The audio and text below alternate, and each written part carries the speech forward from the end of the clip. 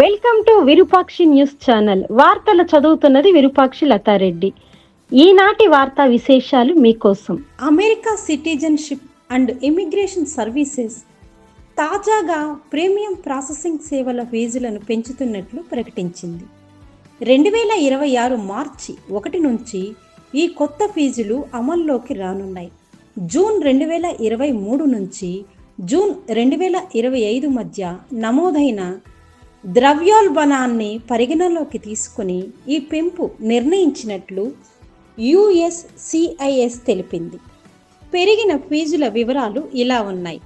Form 129 H-2B R1 వీసాలు పాత fee $1,685 కాగా కొత్తగా $1,780 పెంచారు.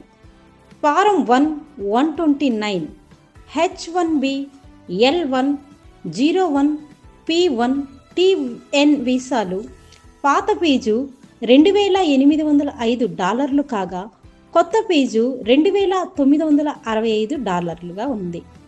ఫారం 1-140 ఉపాధి ఆధారిత విదేశీ కార్మికులు వీరికి పాత ఫీజు $2,805 కాగా కొత్త ఫీజు $2,965 పెంచారు.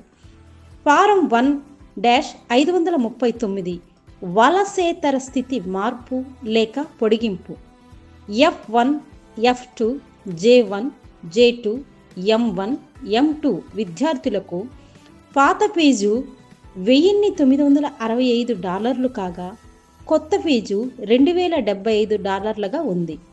ఫారం 1-765 ఉద్యోగ అనుమతి OPT STEM OPT పాత ఫీజు $1,685 కాగా కొత్త ఫీజు $1,780 పెట్టారు.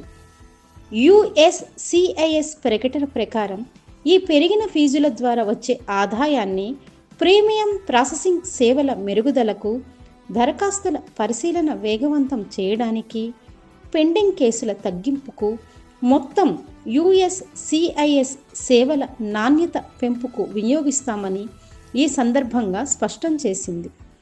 భారతీయులపై దీనివల్ల ప్రభావం ఎక్కువగా ఉంటుంది. H-1B L1 వీసాల్లో భారతీయుల సంఖ్య అత్యధికంగా ఉందన్నారు. ఉద్యోగ ఆధారిత గ్రీన్ కార్డ్ పెండింగ్లలో ఇండియన్స్ వాటా ఎక్కువగా ఉంది. OPT STEM OPT వీసాలను ఉపయోగించే విద్యార్థులలో భారతీయుల సంఖ్య ఎక్కువగా ఉంది. ఉద్యోగ మార్పులు, వీసా పొడిగింపులు, ప్రయాణ ప్రణాళికల కోసం ప్రీమియం ప్రాసెసింగ్పై ఆధారపడే భారతీయుల సంఖ్య అధికంగా ఉంది.